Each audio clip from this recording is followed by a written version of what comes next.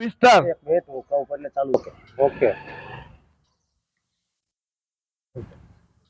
Okay Rameshbhai શું કહે? માંગરોળ કામનાથ તીર્થધામ નો 7 કિલોમીટરનો રસ્તો અને આજુબાજુના એવા ગ્રામ્ય વિસ્તારમાં માંગરોળના સ્ટેટના સમયના બહુ પુરાતન 150-150 વર્ષ જૂના વટવૃક્ષો જે પર્યાવરણના કેન્દ્ર જેવા છે એને લાગ લગાટ ઘણા સમયથી બહુ યોજનાબદ્ધ રીતે સળગાવવામાં આવી રહ્યા છે.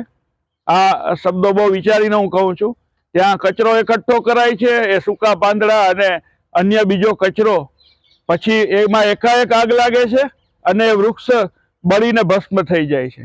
ત્યાં આ પેશકદમી કરવાના બધા કાવતરા છે.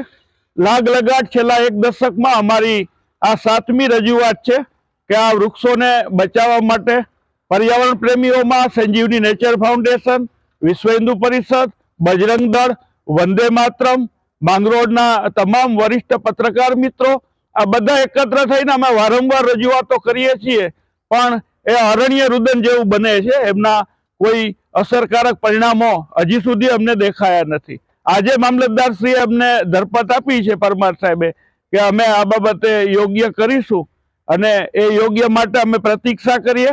અન્યથા માંગરોળના બહુ લાંબા સમય અને મહેનતે ઉછરેલા વૃક્ષો રોડની શોભા છે, કામનાથના તીર્થધામ યાત્રીઓ માટે છાંયો છે, એ નષ્ટ થઈ જશે.